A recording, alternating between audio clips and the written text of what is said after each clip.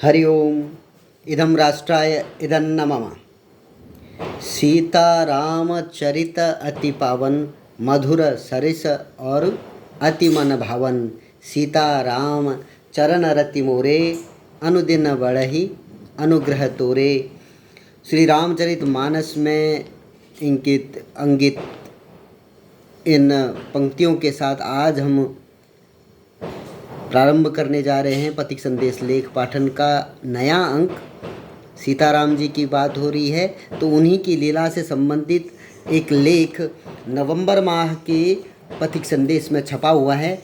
आज नवंबर माह का ये पहला जो अंक है हम उसी से शुरू करते हैं।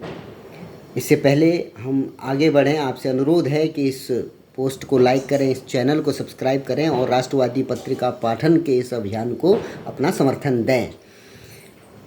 आज लिखते हैं, इन दिनों स्तंभ में लिखा हुआ है रिकॉर्ड। अयोध्या की ऑनलाइन रामलीला 41 करोड़ लोगों ने देखी। श्री राम जी का चरित्र प्रति वर्ष हजारों स्थानों पर एक नए कलेवर के साथ, एक नए उत्साह के साथ मनाया जाता है, जिसे हम रामलीला कहते हैं। ये हमारे समाज का एक ऐसा अंग है जिसने हमें हमारी जड़ों से जोड़े रखा है। तो ये रामलीलाओं का मंचन हमारी जड़ों की पुष्टि के लिए एक खाद का कार्य करता रहा है। तो आगे लिखते हैं कि अयोध्या में श्री राम प्रेक्षागृह में फिल्मी कलाकार श्री राम की कथा को अपनी अदाकारी से जीवंत करने में जुटे। फिल्मी रामलीला देश विदेश में राम भक्तों के लिए आकर्षण का केंद्र बनी। रामलीला का दूरदर्शन के साथ ऑनलाइन प्लेटफॉर्म पर लाइव प्रसारण किया गया। इसे दर्शकों का खूब प्यार भी मिला। आंकड़े इसकी गवाही दे रहे हैं। इसके पहले 3 दिनों में ही ऑनलाइन प्लेटफॉर्म पर 41 करोड़ दर्शकों ने रामलीला देखी और रिकॉर्ड बना दिया। दुनिया के 40 देशों में 26 भाषाओं में इसका प्रसारण किया गया। फिल्मी रामलीला समिति के अध्यक्ष सुभाष मलिक ने बताया कि अयोध्या में फिल्मी कलाकारों की रामलीला 2020 से शुरू हुई थी। ऑनलाइन प्लेटफॉर्म पर हर साल दर्शकों की संख्या बढ़ती गई। पिछले साल 40 करोड़ लोगों ने ऑनलाइन रामलीला देखकर रिकॉर्ड बनाया था। इस वर्ष 3 दिनों में ही पिछले साल का रिकॉर्ड टूट गया। दूरदर्शन पर अब तक 22 करोड़, यूट्यूब पर 17 करोड़ और अन्य प्लेटफॉर्म पर 2 करोड़ लोगों ने रामलीला देखी है। रामलीला के निदेशक शुभम मलिक ने बताया कि रामलीला का 26 भाषाओं में लाइव प्रसारण किया गया। Ramlila America, Australia, Thailand, Trinidad, Sri Lanka, Malaysia, Fiji, रूस, दक्षिण कोरिया समेत विश्व के करीब 40 देशों में दिखाई गई।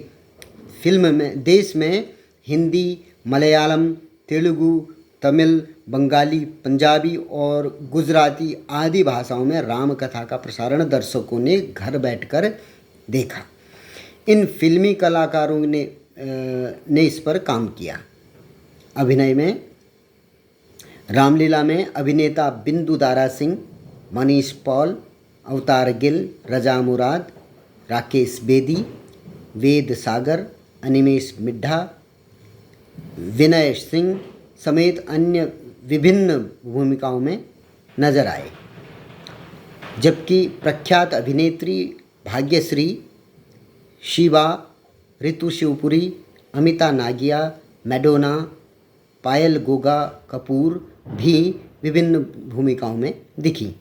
सांसद मनोज तिवारी व सांसद रवि किशन ने रामलीला का मंचन किया। यूं बढ़ी दर्शकों की संख्या। 2020 में 16 करोड़, 2021 में 22 करोड़, 2022 में 25 करोड़, 2023 में 40 करोड़ और अब तक अर्थात इन जो जब तक इसका रिकॉर्ड लिया गया 3 दिनों की रामलीला में 2024 में 41 करोड़ दर्शकों ने इस रामलीला का आनंद उठाया। ये तो एक पक्ष है कि रामलीला से संबंधित एक खबर इसमें छपी थी। वस्तुतः जो रामलीला है ये लगभग हर शहर में, और हर शहर में भी कम से कम 2-3 जगहों पर रामलीला का मंचन होता है, और अलग अलग क्षेत्रों में अलग अलग उनकी भाषा, उनकी व्यवस्था, उनके उसके अनुसार रामलीलाओं का मंचन किया जाता है। उत्तराखंड में मैं बचपन में देखता था कि हमारे यहाँ शास्त्रीय गायन में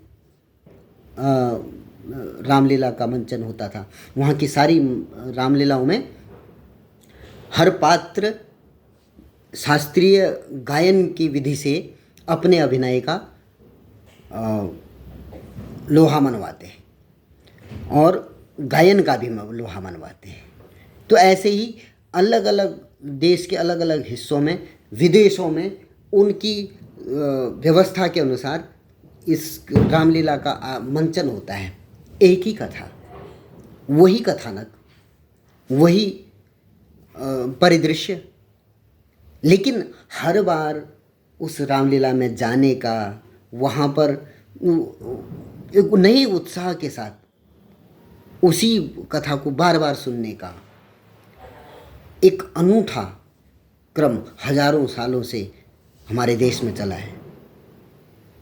मुझे तो ये मेरी मान्यता है, मुझे लगता है कि रामलीला जैसे रामलीला में अपने आप में एक बहुत बड़ा प्लेटफॉर्म है।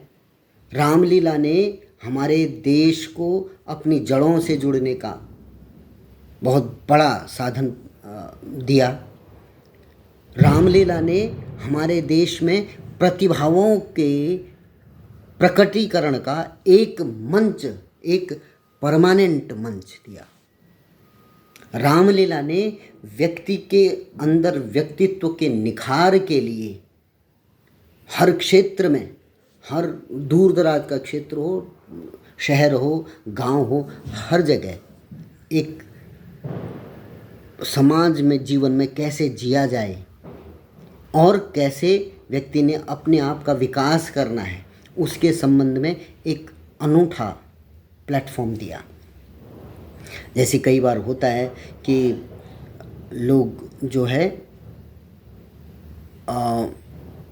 अनेक प्लेटफॉर्म्स में जाके प्रतिभा प्रकटीकरण हो, या जो पब्लिक स्पीकिंग हो, या अपनी अंदर की झिझक मिटानी हो, पैसे दे के कार्य करते हैं।